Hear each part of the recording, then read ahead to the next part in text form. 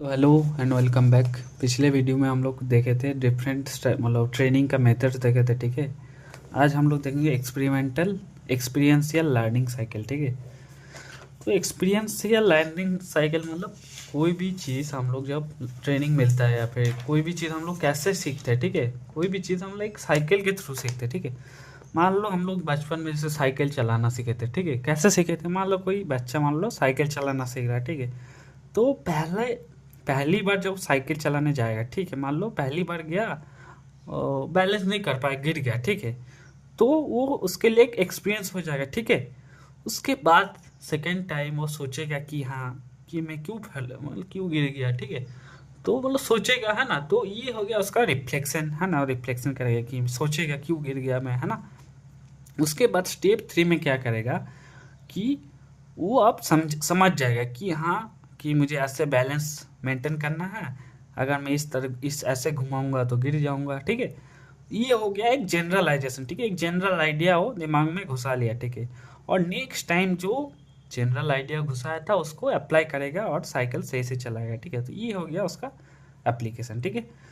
तो एक्सपीरियंस या learning cycle क्या होता है, एक स्टेप बाय स्टेप प्रोसेस, मतलब कैसे स्टेप बाय स्टेप प्रोसेस में कोई भी एडल्ट, ठीक है, कोई नया स्किल या फिर सीखता है या फिर कोई नॉलेज को गेन करता है, ठीक है। ये जो एक्सपीरियंस या लर्निंग साइकिल ये कौन दिया था, जेम्स एएमसी कैफारी, ठीक है। तो ये मेनली 4 फेज दिया था, ठीक है। 4 फेज दिया था। 4 फेज क्या क्या, सबसे पहले जो है एक्सपीरियंस, ठीक है। एक्सपीरियंस मतलब एक्टिवली डूइंग, ठीक है। कोई भी चीज़ को एक्टिवली डूइंग, जैसे वो साइकिल चलाना सीखने गया था तो साइकिल चला रहा था, है ना, तो गिर गया, जो भी हो, एक्टिवली डूइंग, ठीक है। उसके बाद प्रोसेस, प्रोसेस मतलब रिकॉलिंग एंड शेयरिंग, ठीक है। वो रिकॉल कर रहा था, है ना, मैं क्यों गिर गया, है ना। कंपेयरिंग कर रहा था कि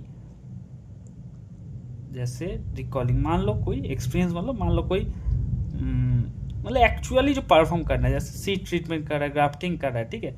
अब प्रोसेस में क्या है, रिकॉलिंग एंड शेयरिंग, ठीक है। रिकॉलिंग मतलब जो एक्सपीरियंस उसको मिला, ठीक है, उसको याद कर रहा है कि क्यों हुआ, है ना। शेयरिंग विथ अदर, शेयरिंग मतलब दूसरों से बातचीत करना, कि बाकी से एक्सपीरियंस ले रहा है कि क्यों ऐसा हो रहा है, ठीक है। उसके बाद कंपेयरिंग, कंपेयरिंग मतलब अपने से कंपेयर कर रहे कि मैं इधर घुमा था तो गिर गया था, ठीक है, कंपेयर कर रहा है। उसके बाद प्रोसेस करके एंड रिफ्लेक्टिंग, ठीक है। प्रोसेस मतलब जो उसको मतलब दिखा उसको प्रोसेस किया, फिर रिफ्लेक्टिंग। उसके बाद थर्ड स्टेज क्या है, जनरलाइजेशन। जो उसके साथ एक्सपीरियंस हुआ और जो प्रोसेस किया, ठीक है, उसके बेसिस पे वो एक कंक्लूजन पे आया, ठीक है। और कंक्लूजन पे क्या आया था कि जैसे मैं ऐसे गिरूँ, ऐसे मतलब इस साइड जाए झुक जाऊंगा तो गिर जाऊंगा, ऐसा मुझे बैलेंस मेंटेन करना, ठीक है। और लास्ट क्या है, एप्लीकेशन। जो उसको लर्निंग हुआ उसको नया सिचुएशन में एप्लीकेशन करना, ठीक है। अब नेक्स्ट टाइम जब साइकिल चलाने जाएगा नहीं गिरेगा, ठीक है। तो ये हो गया एप्लीकेशन।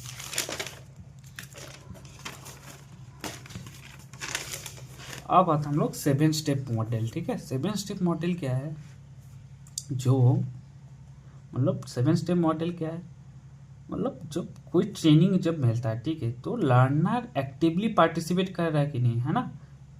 लर्नर को एक्टिवली पार्टिसिपेट करना चाहिए, ऐसा नहीं कि बस मतलब सुन रहा है, ठीक है।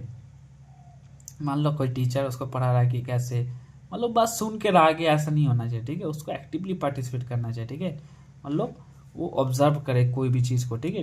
क्वेश्चन पूछे, डिस्कशन करे, है ना। इसलिए हम लोग टीचर पूछता है कि कोई क्वेश्चन पूछना है तो पूछो, ये करो। तो एक्टिवली तुम जब तक पार्टिसिपेट नहीं करोगे तब तक तुम अच्छे से नहीं सीखोगे, ठीक है। तो 7 स्टेप मॉडल क्या है, सबसे पहले basis of the presentation, that is a trainer place participate, ठीक है। सबसे पहले क्या है, क्लाइमेट सेटलिंग, ठीक है। क्लाइमेट सेटलिंग मतलब जहाँ वो पढ़ेगा, जहाँ उसका लर्निंग होगा, ठीक है।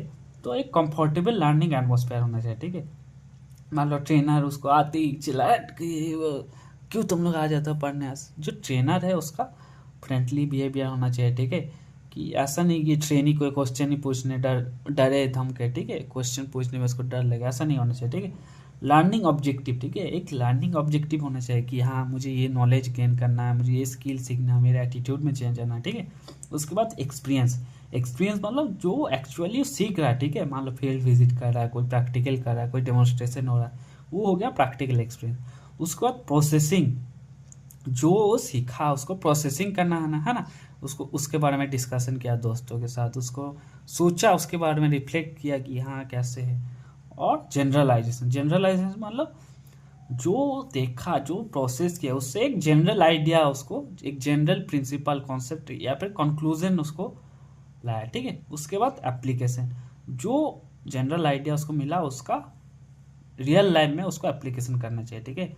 और लास्ट में है क्लोजर, क्लोजर मतलब जो एंडिंग विद द सेशन, ठीक है, जो सेशन हुआ उसका एंडिंग करना, फीडबैक फाइनल मतलब फीडबैक लेना, ठीक है, एक समरी ये करना, ठीक है। अब आता है steps of learning cycle and learning style, ठीक है। जो लर्निंग साइकिल है उसका क्या क्या स्टेप है, ठीक है, तो हम लोग अभी पढ़े, ठीक है। सबसे कॉन्क्रीट एक्सपीरियंस, जो कॉन्क्रीट एक्सपीरियंस या फिर फीलिंग, ठीक है।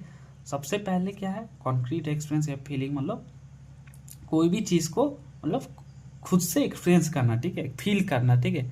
उसके बाद रिफ्लेक्टिव ऑब्जर्वेशन, ठीक है, उससे उसको एक क्या अभी हम लोग पढ़े थे है ना, जैसे पहले सबसे पहले एक्सपीरियंस हो गया, उसके बाद रिफ्लेक्टिव ऑब्जर्वेशन मतलब उसको रिफ्लेक्शन करना, ठीक है, कि मैं उससे क्या मतलब क्यों हुआ ऐसा, है ना।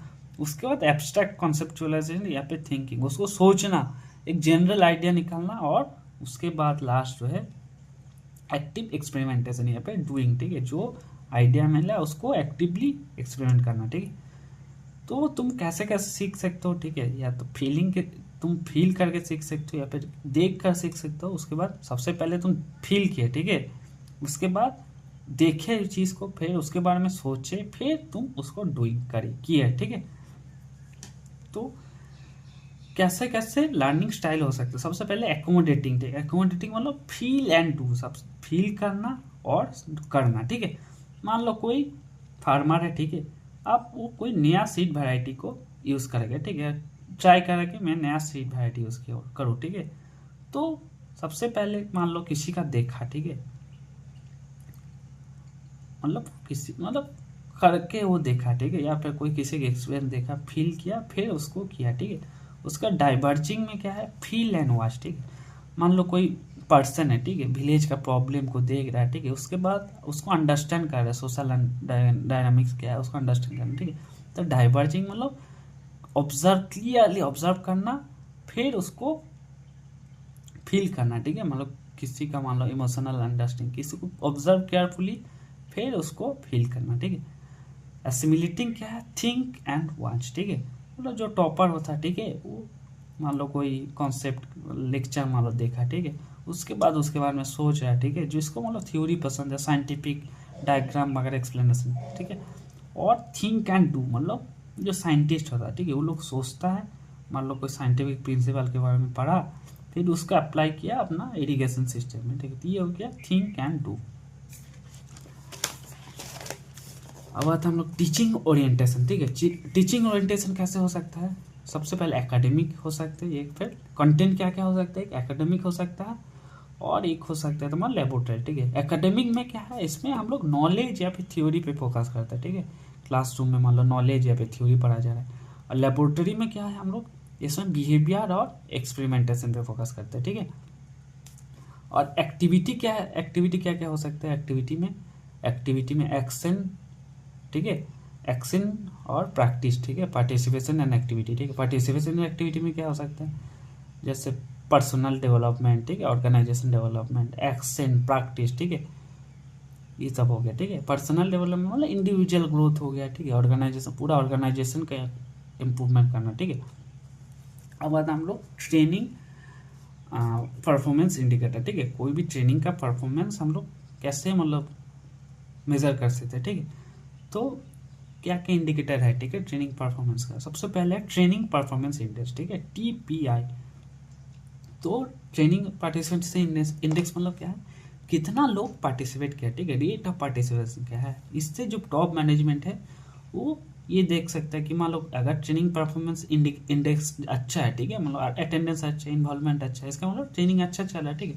तो इसको कैसे मेजर करता है, ट्रेनिंग परफॉर्मेंस इंडेक्स TA/TS/100, ठीक है। TA मतलब कितना लोग अटेंड किया, ठीक है, TS मतलब कितना लोग रजिस्टर किया, कितने लोग रजिस्टर किया उसमें से कितना अटेंड किया, ठीक है, ×100। ट्रेनिंग यूटिलिटी इंडेक्स मतलब जो ट्रेनिंग है वो यूजफुलनेस कितना है, ठीक है, मतलब कितना यूजफुल है जो ट्रेनिंग है, ठीक है, अगर ट्रेनी जो है चीज़ को यूज़फुल लगा कि नहीं, ठीक है, तो इससे तुमको क्या पता चला कि तुम्हारा ट्रेनर का क्वालिटी कैसा है, तुम्हारा इंस्टीट्यूशन कैसा है, ठीक है, जो कंटेंट तुम पढ़ा रहे हो, ठीक है, वो यूज़फुल है कि नहीं, ठीक है। अब बात हम लोग ट्रेनिंग इफेक्टिवनेस इंडेक्स, ठीक है, तो इससे हम लोग क्या मेजर करते हैं कि ट्रेनिंग जो है इफेक्टिव था कि नहीं, ठीक है। ये मतलब टॉप मैनेजमेंट अपना देखता है कि ट्रेनिंग तुम्हारा इफेक्टिव है कि नहीं, ठीक है, और ट्रेनी जो है वो खुद भी इसको ये कहता है कि ठीक है। तो ट्रेनी के लिए एक्चुअली उससे कुछ फायदा हुआ कि नहीं, ठीक है, मान लो उसका कुछ स्किल इंप्रूव हुआ कि नहीं, कोई बिहेवियर में चेंज आया कि नहीं, उसका नॉलेज इंप्रूव हुआ कि नहीं, ठीक है। और मैनेजमेंट क्या करता है, मैनेजमेंट जो है अपना उसका जो ट्रेनिंग प्रोग्राम चल रहा है वो सही से चल रहा है कि नहीं, उसको मेजर करने के लिए देखता है, ठीक है।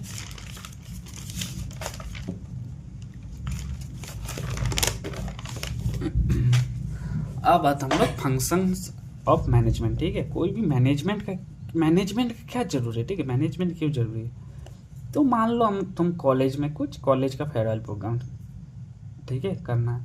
आप मान लो कोई प्लानिंग नहीं है, ठीक है, मान लो कोई हॉल बुकिंग नहीं है, कोई फूड अरेंजमेंट नहीं है, ठीक है, कुछ मान लो तुम सही से मतलब डेकोरेशन वगैरह नहीं है, बजट वगैरह कुछ नहीं है, ठीक है, अगर ऐसा कुछ सही से कोई मैनेजमेंट नहीं हो रहा, ठीक है, तो पूरा टोटल कन्फ्यूजन हो जाएगा ना।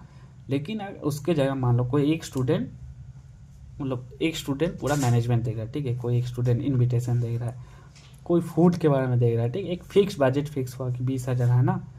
अब मान लो उस दिन प्रोग्राम होगा, उसके लिए कोई डांस के लिए मतलब किसी एक को मैनेजमेंट दिया, ठीक है। तो अगर सब कुछ ऑर्गेनाइज तरीके से होगा तो सब कुछ सारे रिसोर्स जो है सही से एफिशिएंटली तुम यूज़ कर पाओगे, ठीक है। तो इसलिए मैनेजमेंट बहुत ज़रूरी है, ठीक है। तो फंक्शंस ऑफ मैनेजमेंट क्या है, सबसे पहले है प्लानिंग, ठीक है।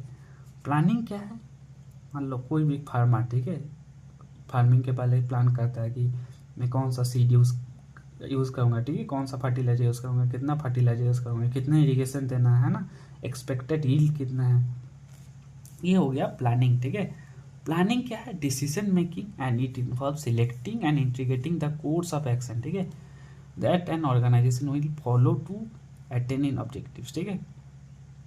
तो मतलब प्लानिंग में क्या हम लोग सिलेक्ट करते हैं, integrating the course of action, क्या क्या करेंगे, ठीक है, एंड क्या क्या करना है एक ऑर्गेनाइजेशन को टू अटेन इट ऑब्जेक्टिव्स, अपना जो ऑब्जेक्टिव्स है, ठीक है, उसको अटेन करने के लिए, उसको फुलफिल करने के लिए क्या क्या करना है, उसका प्लानिंग करना होता है, ठीक है। तो प्लानिंग क्या है, deciding in advance what to do, ठीक है, पहले से ही डिसाइड करना एडवांस है क्या करना है, कब करना है, ठीक है, हु इज टू डू, कौन करेगा, कौन क्या काम करेगा। जैसे हम लोग इधर कोई बजट देख रहा था, ठीक है, कोई मान लो मतलब जो डेकोरेशन कोई देख रहा था, कोई फूड का देख रहा था, ठीक है, कौन क्या करेगा एंड विथ व्हाट रिजल्ट, ठीक है, और क्या रिजल्ट एक्सपेक्टेड है, ठीक है। अब आता हम लोग effective planning requires, effective planning के लिए क्या क्या होना चाहिए, सबसे पहले clearly defined objective and strategies, ठीक है, एक डिफाइंड ऑब्जेक्टिव होना चाहिए, ठीक है, कि जैसे हम लोग राइस प्रोडक्शन हम लोग 20% बनाएंगे, क्लियरली तुम डिफाइन कर दो कि हाँ इतना ये मेरा ऑब्जेक्टिव है, ठीक है। और आइडेंटिफिकेशन ऑफ लिमिटिंग फैक्टर, ठीक है, लिमिटिंग फैक्टर क्या है उसको आइडेंटिफाई करना है, ठीक है, लिमिटिंग फैक्टर मतलब क्या हम लोग को क्या रोक रहा है, ठीक है, ठीक है। जैसे लिमिटिंग फैक्टर मान लो सक्सेस को स्टॉप करने के लिए क्या है, लैक ऑफ वाटर, मान लो लैक ऑफ वाटर हो सकता है, पुअर रोड्स हो सकते हैं, बजट मान लो कम हो सकता है, ठीक है, ये हो गया लिमिटिंग फैक्टर।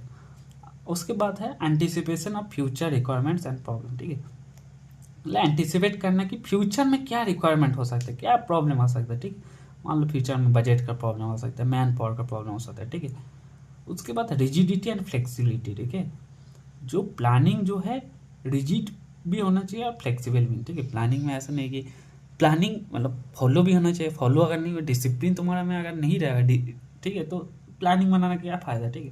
तुम ऐसे ही प्लान बना रहे हो कि आज मैं ये चैप्टर खत्म करूँगा, कल ये करूँगा, ठीक है, लेकिन रिजिड नहीं, ऐसे ही मैं ख़त्म कर लूँगा कैसे, कोई प्लान, तो प्लान बनाना कुछ फ़ायदा ही नहीं है, ठीक है। और ऐसा भी नहीं, फ्लेक्सिबल भी नहीं होना चाहिए, ठीक है। मान लो कुछ इमरजेंसी सिचुएशन आ भी सकता है ना, मान लो तबीयत खराब हो जाए, तो फ्लेक्सिबल भी होना चाहिए, ठीक है। Build in method for monitoring and evolution, एक मेथड होना चाहिए मॉनिटरिंग एंड एवोल्यूशन का, ठीक है, मॉनिटर करने का और एवोल्यूशन करने का, ठीक है। अब आता है सिस्टम अप्रोच टू प्लानिंग, ठीक है। सिस्टम अप्रोच टू प्लानिंग मतलब जो प्लानिंग है, sorry, system approach to planning जो है 4 फेज में, ठीक है। तो इसमें क्या हम लोग प्लानिंग जो है पूरा मतलब पूरा ऑर्गेनाइजेशन को एक कंप्लीट सिस्टम में देखते हैं, ठीक है। अगर एक पार्ट खराब हो गया तो पूरा प्रोग्राम खराब हो जाएगा, ठीक है। तो सिस्टम प्लानिंग का सिस्टम अप्रोच क्या है, 4 फेज में है, ठीक है। सबसे पहले जो है establishment of goals and objective, ठीक है। सबसे पहले हम लोग का एक गोल फिक्स होना चाहिए, ठीक है। हम लोग क्या करना है, क्या गोल, क्या हम लोग क्या अचीव करना, क्या चाह रहे हैं, ठीक है। मान लो एग्रीकल्चर हम लोग चाहते हैं कि फार्मर की इनकम बढ़े, ठीक है। अब उसके हिसाब से formulating policies to carry out the objective, ठीक है। अब जो ऑब्जेक्टिव है उसको पाने के लिए तुम एक पॉलिसी फॉर्मुलेट करोगे, ठीक है। मान लो क्या पॉलिसी रहेगा तुम्हारा, है ना। मान लो जो मैं ऑब्जेक्टिव बना लिया, हाँ, तो उस प्लान को अचीव करने के लिए हम लोग एक पॉलिसी हम लोग फॉर्मुलेट करेंगे, ठीक है। एक पॉलिसी, कोई भी कंपनी होता है एक पॉलिसी होता है ना, उस पॉलिसी को हम लोग फॉलो करेंगे, तो एक पॉलिसी फॉर्मुलेट करेंगे, ठीक है। उसके बाद developing intermediary and short range plan, ठीक है। हम लोग का जो प्लान है उसको थोड़ा शॉर्ट रेंज प्लान में डिवाइड करेंगे, ठीक है। मान लो कि हम लोग मान लो 5 साल का प्लान है, ठीक है, कि मतलब ये करना है, इंक्रीज करना है, ठीक है, फार्मर का इनकम। अब उसको हर मतलब 1 साल का मेरा क्या प्लान रहेगा, ठीक है, 6 महीने में मुझे क्या अचीव करना है, तो उसको शॉर्ट रेंज में हम लोग डिवाइड करेंगे, तो उससे क्या होगा, अचीव करना और आसान हो जाए, ठीक है। अब जो statement of detail procedure for implementing each plan, ठीक है। पूरा जो सारे जो प्लान है उसको अचीव करने के लिए डिटेल्ड प्रोसीडियर बनाना पड़ेगा, ठीक है। मान लो जो मतलब कोई भी जो हम लोग प्लान बनाया, ठीक है, 1 साल का ये है, उसको हमें अचीव करने के लिए क्या मतलब प्रोसीडियर होगा, कैसे उसको इम्प्लीमेंट करेंगे, ठीक है। मतलब कौन सा विलेज में करेंगे, कैसे हम फार्मर को बताएंगे ट्रेनिंग करें, ठीक है। जो मटेरियल है उसको कैसे अरेंज करेंगे, ठीक है, कैसे ट्रेनिंग करेंगे, तो कैसे प्रोग्राम को इवोल्यूट करेंगे, तो डिटेल प्रोसीजर सारे प्लान का एक होना चाहिए, ठीक है। अब आता है टाइप्स ऑफ प्लान, ठीक है। क्या क्या टाइप्स ऑफ प्लान हो सकते हैं, सबसे पहले है स्ट्रेटेजिक प्लान, ठीक है। स्ट्रेटेजिक क्या, लॉन्ग टर्म प्लान जो टॉप मैनेजमेंट लोग बनाता है, ठीक है। Long term plan made by top management, ठीक है। जो टॉप मैनेजमेंट जो प्लान बनाता है, ठीक है, जैसे मतलब पूरा नेशनल का एक पूरा देश का एग्रीकल्चर पॉलिसी कैसा होगा, ठीक है। हम लोग का यूनिवर्सिटी का मान लो कैसे मतलब 5 साल का क्या विजन है, ठीक है। तो ये होगा strategic plan, long run plan that are general guidance, ठीक है, determine major objectives of the plan, ठीक है। अब आता हम लोग इंटरमीडिएट रेंज प्लान, ठीक है। इंटरमीडिएट मतलब मीडियम टर्म, ठीक है। जैसे मान लो ये थोड़ा और डिटेल्ड होता है, मोर डिटेल्ड होता है, ठीक है। और ये डिपार्टमेंटल लेवल, ठीक है। मान लो पूरा यूनिवर्सिटी का प्लान एक बना है, ठीक है, उसमें से मान लो एग्रोनॉमी डिपार्टमेंट का एक प्लान रहेगा, ठीक है। तो ये जो है ये क्यों जरूरी है, क्योंकि इम्प्लीमेंटिंग स्ट्रेटेजिक जो स्ट्रेटेजिक प्लान है उसको इम्प्लीमेंट करने के लिए हम लोग इंटरमीडिएट रेंज प्लान बनाते हैं, ठीक है। मान लो 5 साल का ये, ठीक है। अब आता है शॉर्ट रेंज प्लान, ठीक है। शॉर्ट रेंज प्लान मतलब 1 साल का मेरा कैसे प्लान होगा, ठीक है, मेरा मंथली क्या प्लान रहेगा, ठीक है। मान लो मंथली इस महीने में कितना मीटिंग करना है, ठीक है, क्या शेड्यूल रहेगा, क्या बजट एलोकेशन रहेगा, तो ये हो गया शॉर्ट रेंज प्लान, ठीक है। अब आता है हम लोग elements in planning and extension, ठीक है। तो एक्सटेंशन का प्लानिंग में क्या क्या एलिमेंट, ठीक है। तो सबसे पहले जो है interaction of change agent system and client system, ठीक है, in the context of objective. तो जो एक्सटेंशन में जो हम प्लानिंग बनाएंगे, ठीक है, जो प्लान में हम लोग को बोथ एक्सटेंशन वर्कर, ठीक है, मतलब एक्सटेंशन वर्कर और फार्मर, ठीक है, मतलब जो चेंज एजेंट सिस्टम मतलब जो चेंज लाएगा, ठीक है, पीपल हु ब्रिंग चेंज मतलब साइंटिस्ट हो गए, scientist, extension worker, trainer and client, ठीक है। एक्सटेंशन वर्कर के लिए क्लाइंट क्या है, फार्मर है, ठीक है, रूरल यूथ है, ठीक है, वुमेन फार्मर ग्रुप। तो दोनों के बीच में इंटरेक्ट मतलब इंटरेक्शन होना चाहिए, उसके बेसिस पे प्लान फॉर्म होना चाहिए, ठीक है। तो कोई भी एक्सटेंशन के लिए जब प्लानिंग बनाएंगे तो दोनों के बीच में इंटरेक्शन होने के बाद प्लान बनाना, ठीक है, in the context of objective, resources, facility, constant time, ठीक है। तो हम लोग का ऑब्जेक्टिव होना चाहिए, ठीक है, क्लियरली गोल होना चाहिए, ठीक है। रिसोर्स हम लोग का फिक्स होना चाहिए, कितना रिसोर्स है, फैसिलिटीज जैसे इंफ्रास्ट्रक्चर ये सब सही से होना चाहिए। कॉन्स्टेंट मतलब क्या ऑब्स्टेकल, लो बजट, मान लो रोड खराब है, इलिटरेसी, ये सब कॉन्स्टेंट जो है उसको भी हम लोग को देखना पड़ेगा, ठीक है। और टाइम क्या है, कोई भी प्लान है क्या, एक टाइम हम लोग का प्रॉपर फिक्स टाइम होना चाहिए, ठीक, कितना देर में हम लोग अचीव करना चाहते हैं, ठीक है।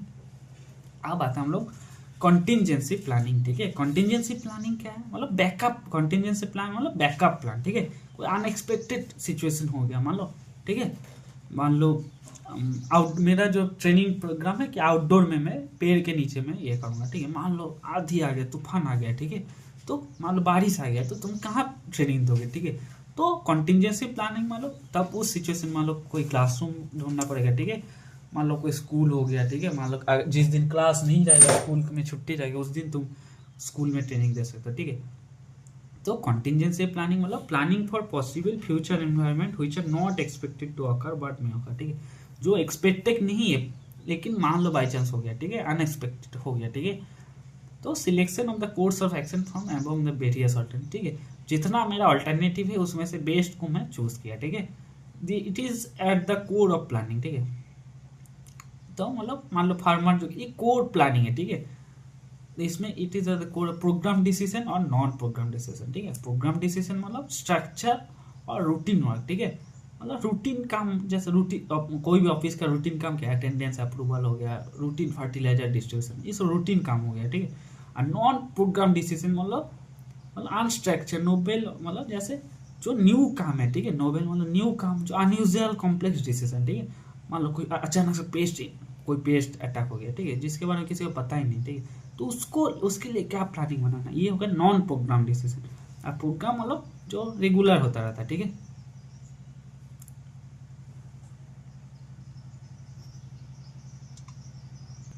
अब प्लानिंग के बाद हम लोग देखते हैं ऑर्गेनाइजिंग, ठीक है। ऑर्गेनाइजिंग क्या होता है, मान लो जैसे हम लोग उसका एग्जांपल लिए थे हम लोग फेयरवेल पार्टी का, ठीक है। तो मान लो कोई फेयरवेल पार्टी है, तो उसमें बहुत सारे काम है ना। तो बहुत सारे काम है, किसी कोई मान लो कल्चर लिए, तो मतलब अब मान लो किसी के बीच में कोई कोऑर्डिनेशन नहीं है, ठीक है। तो मान लो कोई स्टेज बना रहा है, कोई छोड़ दिया स्टेज बनाते बनाते, ठीक है। तो स्टेज अगर मान लो किसी के बीच में कोई कोऑर्डिनेशन नहीं है, कोई अथॉरिटी नहीं है, ठीक है, कोई पता नहीं कौन सा काम क्या करेगा, है ना। तो अगर ऐसा होगा तो मतलब सब कुछ तहस नहस हो जाएगा, ठीक है। अगर उसके जगह मान लो हम लोग स्टेज के लिए मान लो एक कल्चरल कमेटी बना दिया कि तुम लोग देखना स्टेज का काम, फाइनेंस के लिए मान लो अकाउंट्स कमेटी बना दिया, ठीक है। गेस्ट देखने के लिए गेस्ट मैनेजमेंट कमेटी बना दिया, ठीक है। एक पब्लिक, जो पब्लिक है, फोटो वगैरह, फोटो खींचना, वीडियो बनाना, ठीक है, उसके लिए मान लो मीडिया टीम बना दिया, ठीक है। तो अगर ऐसा हम लोग अच्छे से ये ऑर्गेनाइजेशन बना देंगे तो काम बहुत आसान हो जाएगा ना, तो इजी हो जाएगा, ठीक है। तो ऑर्गेनाइजिंग यही होता है, ठीक है। तो ऑर्गेनाइजेशन क्या है, सोशल यूनिट्स और ह्यूमन ग्रुपिंग, ठीक है। सोशल यूनिट्स मतलब जैसे कॉलेज हो गया, बैंक हो गया, ये सब सोशल यूनिट्स है, ठीक। सोशल यूनिट्स और human grouping deliberately constructed to seek specific goal. जैसे इसमें हम लोग का गोल क्या था कि हम लोग का फेयरवेल पार्टी को अच्छे से करना है ना। तो कोई स्पेसिफिक गोल के लिए हम लोग डिलिबरेटली कॉन्स्ट्रक्ट किए, ठीक है, इंटेंशनली कॉन्स्ट्रक्ट किए, या सोशल यूनिट बनाए या फिर ह्यूमन ग्रुपिंग बनाए, ठीक है। तो वो होता है ऑर्गेनाइजेशन, ठीक है। ये कौन बोला था, एड जियोनी 1976 में, ठीक है। और क्या हो सकता है डेफिनेशन, एक formalised intentional structure of rules और पोजीशन, ठीक है। जैसे हम लोग का कॉलेज में, ठीक है, एक फॉर्मल स्ट्रक्चर आता है, ठीक है। सबसे पहले प्रिंसिपल, उसके नीचे हेड ऑफ द डिपार्टमेंट, ठीक है, प्रोफेसर, उसके नीचे क्लार्क, ठीक है। एक फॉर्मलाइज्ड हम लोग का स्ट्रक्चर है, ठीक है। और सबका अलग अलग रोल है, प्रोफेसर का अलग रोल है, हेड का अलग रोल है, ठीक है, प्रिंसिपल का अलग रोल है, ठीक है।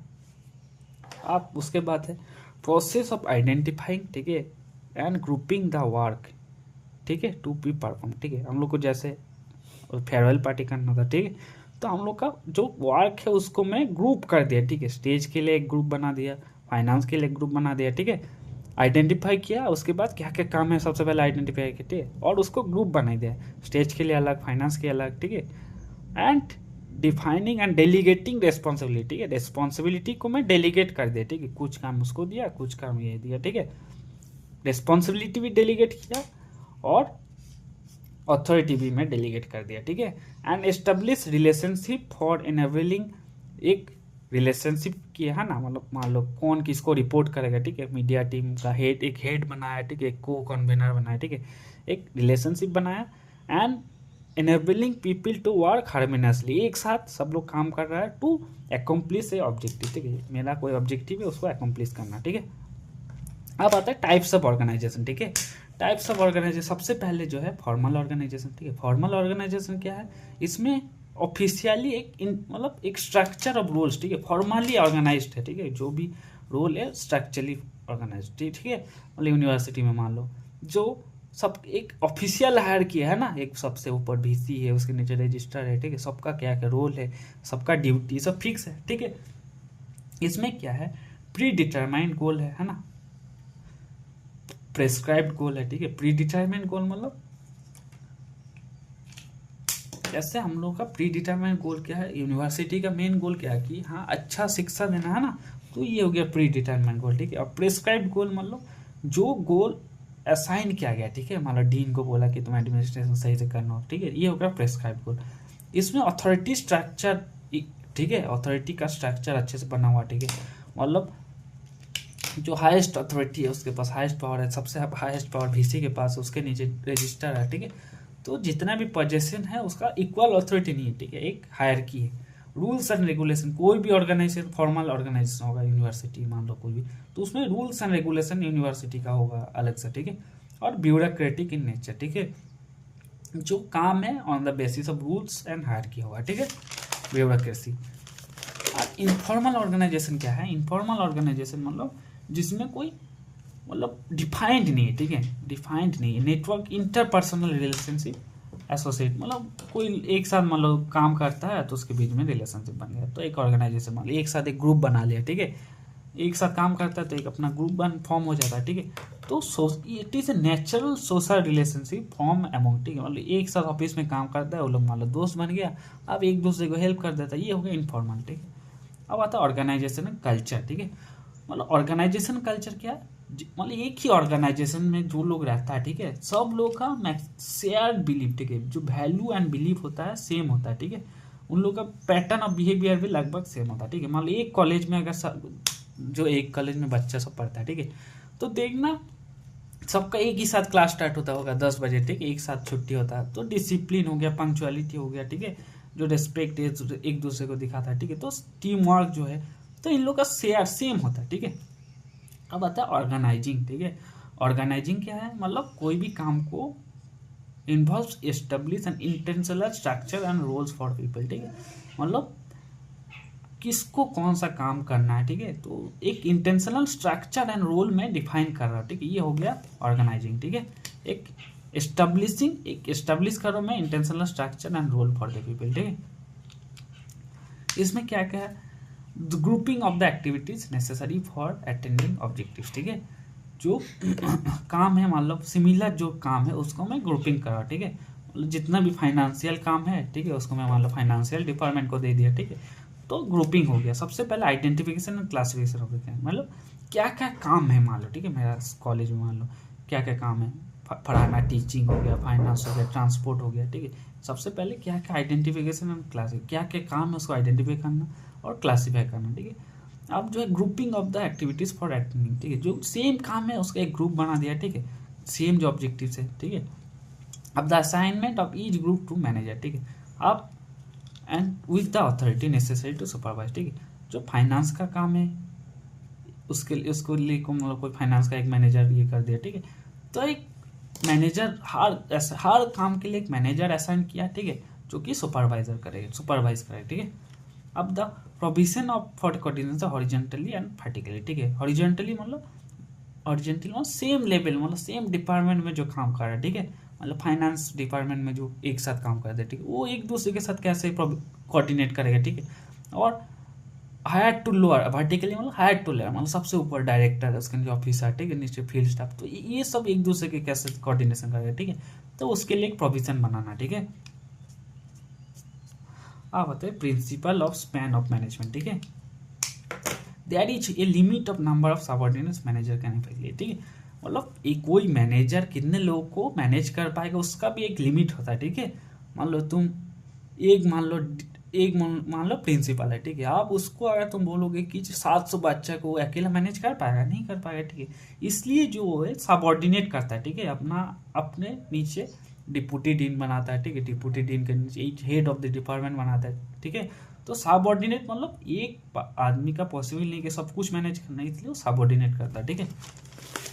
और इसीलिए level of management is span of the management, ठीक है, इसीलिए एक लेवल ऑफ मैनेजमेंट बना था, ठीक है, कि अगर सबसे ऊपर ये रहेगा, उसके नीचे ये रहेगा, ठीक है, इसलिए हम लोग लेवल ऑफ मैनेजमेंट बना था, क्योंकि एक आदमी से पॉसिबल नहीं कि सब कुछ मैनेज करे, ठीक है।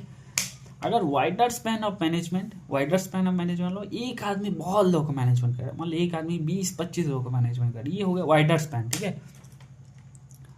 और अगर एक आदमी नैरो स्पैन, मतलब एक आदमी कम लोगों को मैनेज कर रहा है, ये हो गया नैरो स्पैन, ठीक है। तो अगर नैरो स्पैन होगा तो अच्छे से मैनेज कर पाएगा, ठीक है। अगर वाइडर स्पैन एक ही आदमी को बोलो सब कुछ मैनेज करो तो सही से मैनेज नहीं कर पाएगा, ठीक है। तो ये हो गया तुम्हारा लेवल्स ऑफ मैनेजमेंट, ठीक है। अब आता हम लोग स्केलर ऑफ प्रिंसिपल, ठीक है।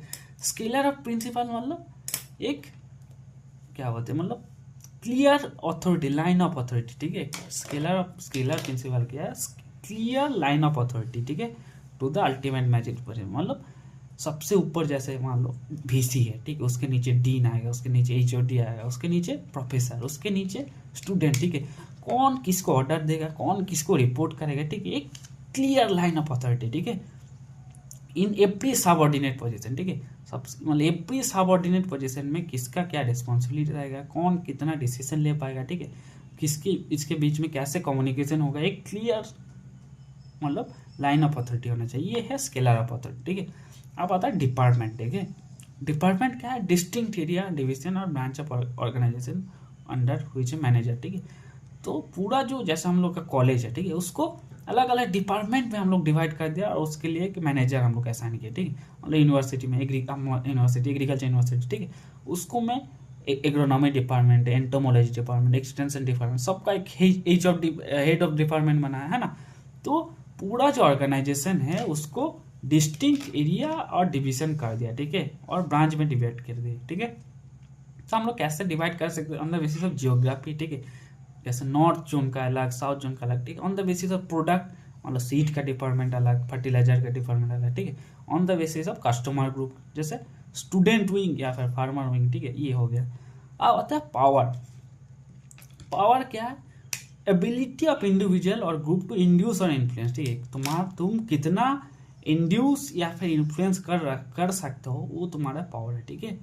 मान लो एक फेमस साइंटिस्ट है, ठीक है, वो पॉलिसी डिसीजन में इन्फ्लुएंस कर सकता है, ठीक है, लेकिन फार्मर के पास उतना कुछ पोजीशन नहीं, उतना कुछ पावर नहीं, ठीक है। तो इसलिए कौन ज़्यादा पावरफुल हो गया, फार्मर, साइंटिस्ट ज़्यादा पावरफुल हो गया, ठीक है, क्योंकि वो ज़्यादा इंड्यूस और इन्फ्लुएंस कर सकता है, ठीक है, डिसीजन में, ठीक है।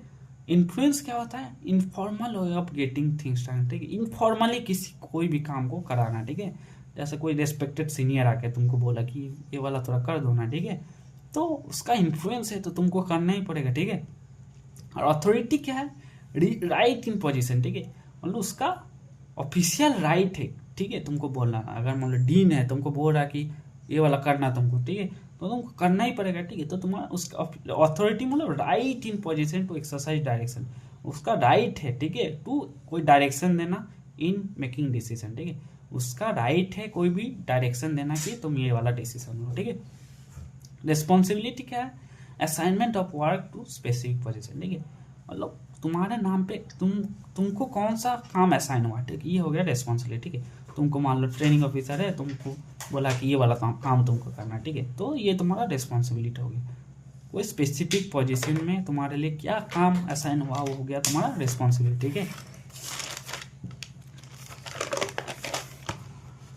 और power should be equal to responsibility, ठीक है, जितना तुम्हारे पास पावर है उतना तुम्हारे पास रिस्पॉन्सिबिलिटी है, ठीक है। अगर तुम्हारे पास पावर रिस्पॉन्सिबिलिटी से ज़्यादा पावर आ गया तो तुम ऑटोक्रेटिक लीडर बोला जाओगे, ठीक है। अगर तुम्हारे पास रिस्पॉन्सिबिलिटी ज़्यादा है, पावर कम है, तो तुम फ्रस्ट्रेशन में भोगोगे, ठीक है। इसलिए पावर और रिस्पॉन्सिबिलिटी इक्वल होना चाहिए, ठीक है। अब बात हम लोग टाइप्स ऑफ अथॉरिटी, ठीक है। टाइप्स ऑफ अथॉरिटी क्या कैसे कैसे हो सकते हैं, सबसे पहले लीगल, ठीक है, लीगल मतलब लॉ, एज पर लॉ है, जैसे डिस्ट्रिक्ट मजिस्ट्रेट, ठीक है, एज पर लॉ वो सबसे ये, ठीक है। फाइनेंशियल क्या है, फाइनेंशियल मतलब जो फाइनेंस मैनेज करता है, ठीक है, जो अप्रूविंग एक्सपेंडिचर, जो एक्सपेंडिचर को अप्रूव करता है, ठीक है, फाइनेंशियल हो गया। ऑपरेशनल मतलब जो ऑपरेशनल का हेड होता है, ठीक है, तो इसका काम है स्पेसिफिक ऑपरेशन के लिए, ठीक है। मान लो कोई स्प्रेइंग वर्क है, ठीक है, स्प्रे के लिए मान लो किसी को फील्ड ऑफिसर को बोला कि तुम स्प्रे वाला काम तुम मतलब ये करोगे, ठीक है, मैनेज करोगे, तो ये फील्ड ऑफिसर क्या हो गया, ऑपरेशनल ये होगा अथॉरिटी हो गया, ठीक है। टेक्निकल अथॉरिटी क्या है, जो उस फील्ड में कोई एक्सपर्ट या स्पेशलाइज नॉलेज है, ठीक है, जो साइंटिस्ट है, ठीक है, तो वो फार्मर को गाइड करता है कि ये करो वो करो। तो ये हो गया टेक्निकल अथॉरिटी, ठीक है। लीगल, फाइनेंशियल, ऑपरेशनल और टेक्निकल, ठीक है। अब आता हम लोग pattern of distribution of authority, ठीक है। कैसे मतलब अथॉरिटी का पैटर्न ऑफ डिस्ट्रीब्यूशन है। सबसे पहले है लाइन फंक्शन, ठीक है। लाइन फंक्शन मतलब जो मैनेजर है डायरेक्टली सुपरवाइजर को सबऑर्डिनेट करता है, ठीक है। मतलब ऐसा मैनेजर जो डायरेक्टली जो काम सुपरवाइजर, ठीक है, उसको बोलेगी ऐसे ये काम करो, ठीक है। स्टाफ फंक्शन क्या है, जो टेक्निकल एक्सपर्ट है वो एज ए मैनेजर काम करता है, ठीक है। एडवाइजरी और सपोर्ट रोल, ठीक है, in nature and assist to line person. जो मतलब जो टेक्निकल ये है मतलब एडवाइजरी मतलब सपोर्ट रोल, ठीक है। स्टाफ फंक्शन मतलब सपोर्ट ये करेगा, ठीक है। उसके बाद टेक्निकल जो है मतलब डील्स विद टेक्निकल मैटर, जो एग्रीकल्चर साइंटिस्ट है टेक्निकल मैटर में देखेगा। ऑफिसर क्या है, डील्स विद जनरल एडमिनिस्ट्रेशन, ठीक है। जो जनरल एडमिनिस्ट्रेशन काम है वो कौन देखेगा, ऑफिसर देखेगा, ठीक है। उसका अथॉरिटी किसके पास, ऑफिसर के पास। जो टेक्निकल काम है उसका अथॉरिटी किसके पास है, एग्रीकल्चर साइंटिस्ट, ठीक है। अब ऑफिस स्टाफ क्या है, exclusively work in the office and other staff, ठीक है। तो ये ऑफिस का जितना काम है वो सब देखता है, जैसे क्लार्क हो गया, टाइपिस्ट हो गया, ठीक है। ये सब क्या करे, ऑफिस का काम सब देखता है, ठीक है। अब आता है डिसेंट्रलाइजेशन ऑफ अथॉरिटी, ठीक है। डिसेंट्रलाइजेशन ऑफ अथॉरिटी मतलब मान लो जो डीएम है, ठीक है, तो सारे काम तो जितना अगर सारे काम वो करने लग जाएगा, ठीक है, तो उससे बहुत काम सारे काम कर भी नहीं पाएगा और टाइम भी ज़्यादा लगेगा, गलत भी होगा, ठीक है। तो डिसेंट्रलाइजेशन तो वो मान लो कुछ काम अपने नीचे जो सबऑर्डिनेट है उसको ऑफिसर को दे दिया, ठीक है।